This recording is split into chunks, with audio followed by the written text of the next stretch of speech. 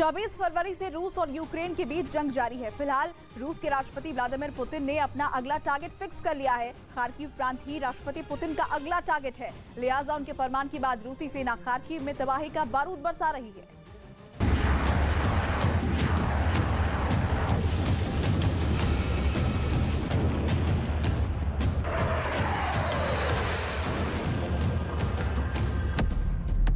Ukraine में बरस रही तबाही।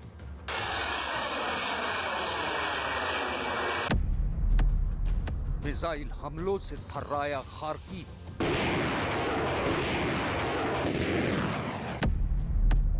खार्किव में जंग हुई भीषण।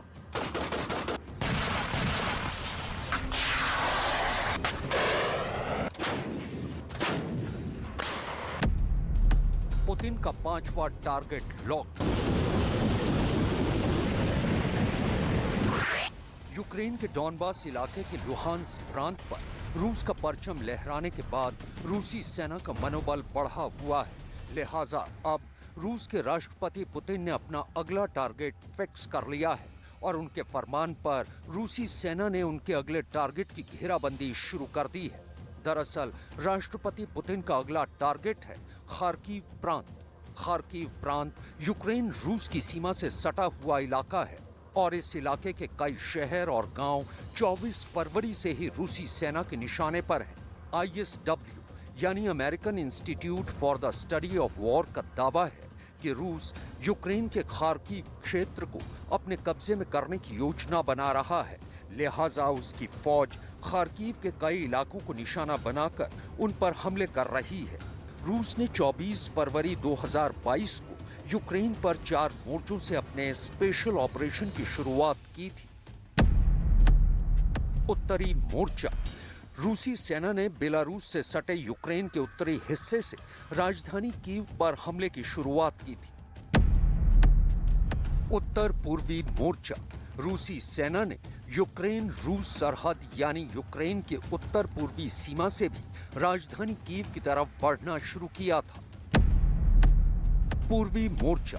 रूसी सेना के हमले का तीसरा मोर्चा बना यूक्रेन का पूर्वी हिस्सा, जहां से खार्किव पर हमले की शुरुआत हुई। दक्षिणी मोर्चा। रूसी सेना ने स्पेशल ऑपरेशन का चौथा मोर्चा क्राइमिया की तरफ से खोला और यहां से पश्चिम में ओदेसा, उत्तर की ओर ज़ेपोरिजिया और पूर्व में मारियोपोल की तरफ बढ़ना शुरू किया था।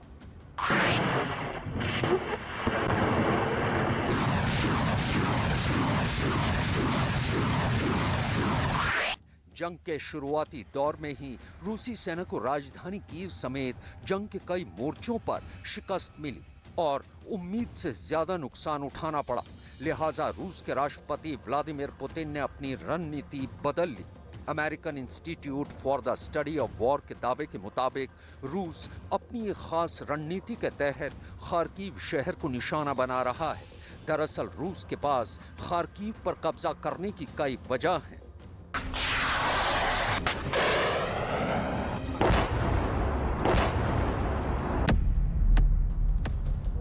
पहली वजह, खार्किव शहर यूक्रेन का दूसरा सबसे बड़ा शहर है। दूसरी वजह, खार्किव प्रांत यूक्रेन की अर्थव्यवस्था के लिहाज से भी एक अहम औद्योगिक इलाका है। खार्किव में मशीनरी और इलेक्ट्रॉनिक्स के अलावा एरोस्पेस इंडस्ट्रीज की बड़ी यूनिट्स हैं और अगर रूस खार्किव पर कब्जा कर लेता है तो इससे यूक्रेन की अर्थव्यवस्था को बहुत नुकसान होगा। तीसरी वजह, खार्किव शहर रूस यूक्रेन सीमा से महज 30 किलोमीटर दूर है। चौथी वजह, खार्किव यूक्रेन का रूसी बहुल प्रांत है, यानी खार्किव में बहुत बड़ी तादाद में रूसी मूल के लोग बसे हैं।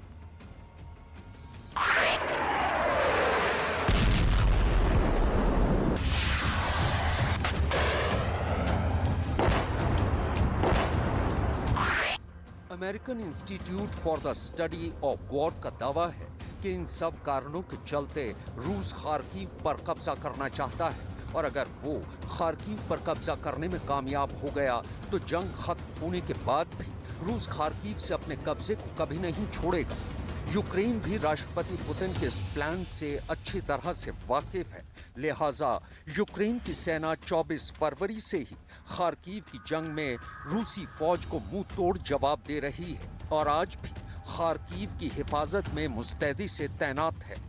लेकिन यूक्रेन की फौज के मुताबिक चूंकि रूस उन पर इतने मिसाइल हमले कर रहा है, लिहाजा उन्हें नुकसान उठाना पड़ निकालना शुरू कर दिया। कुछ लोग तो बच्चों को अपने कंधों पर बैठाकर उन्हें बाहर निकालते दिखाई दिए।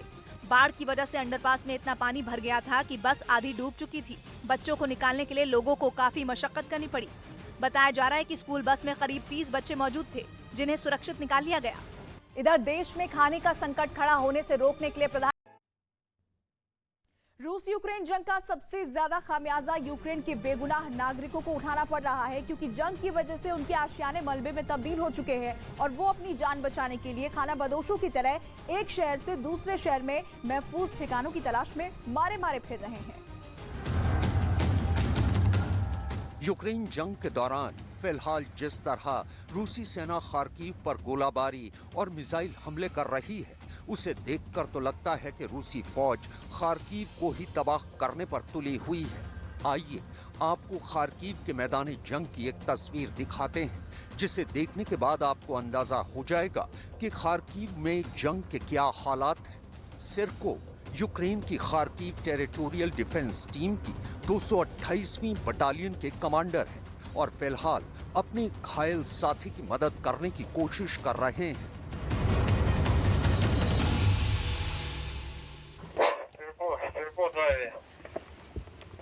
Сирко на связи. Выдвинул еще двоих. Принял. Двигаться очень опасно, работает птица. Возможно ли запросить огневую поддержку? Запрашиваю.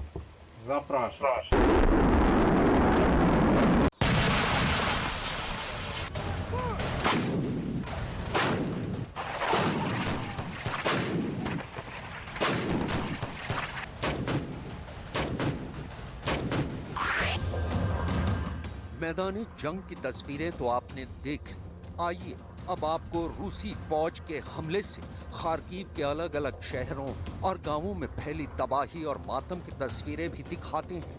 ये रूसी सेना के हमले में तबाह हुए खार्किव शहर के उत्तरी इलाके की तस्वीरें हैं। रूस के मिसाइल हमलों की वजह से इस इलाके की कई इमारतें तबाह हो चुकी हैं और लोग रूसी सेना की गोलाबारी के खौफ में अपनी जिंदगी बिताने के लिए मजबूर हैं। Мой сын служит в армии. Если бы у них было много боеприпасов, Россию бы мы задавили. И я говорю, Шевченко Виктор Алексеевич, на весь мир, мы задавим Россию, потому что мы патриоты, мы живем на своей земле. ये खार्किव शहर के ही एक और रिहायशी इलाके की तस्वीरें हैं। ये बर्बादी यहाँ रूसी सेना के एक मिसाइल हमले के बाद फैली है। रूसी सेना के इस हमले में 3 लोगों की मौत हो गई थी और 5 लोग बुरी तरह से जख्मी हो गए। मरने वालों में नतालिया भी एक थी। रूस और यूक्रेन के बीच जारी जंग के दौरान अब ऐसे मातम के मंजर आम हो चले हैं। ये भी खार्किव शहर पर रूसी सेना के एक और हमले के बाद की तस्वीरें हैं। रूस के एक मिसाइल हमले में 2 मंजिला रिहायशी इमारत को निशाना बनाया गया, जिसके बाद ये इमारत मलबे के ढेर में तब्दील हो गई।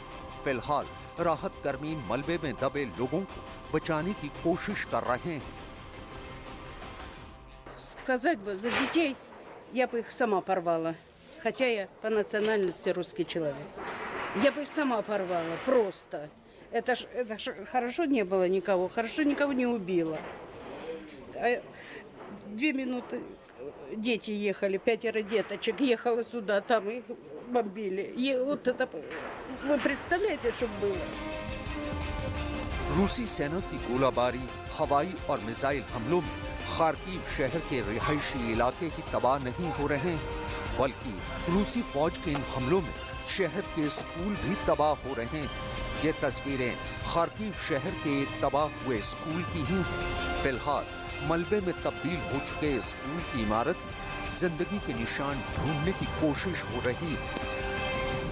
यूक्रेन के राष्ट्रपति व्लादिमीर ज़ेलेंस्की को आज भी यकीन है कि वो अपने देश से रूसी सेना को खदेड़ने में कामयाब होंगे और यूक्रेन के जिन इलाकों पर रूस का कब्जा है वो उन्हें आजाद करवा लेंगे। Весні і зараз. Хай вони реально оцінять, що вони мають за цей час і скільки вони за це заплатили.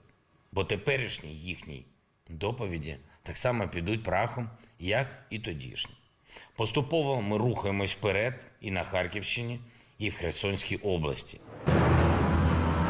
24 फरवरी से रूस और यूक्रेन के बीच जंग जारी है और इस जंग का सबसे ज्यादा खमियाजा यूक्रेन के बेगुनाह नागरिकों को उठाना पड़ रहा है, क्योंकि जंग की वजह से उनके आशियाने मलबे में तब्दील हो चुके हैं और वो अपनी जान बचाने के लिए खाना बदोशों की तरह एक शहर से दूसरे शहर या फिर यूक्रेन के पड़ोसी देशों में महफूज ठिकाने तलाशते मारे मारे फिर रहे हैं।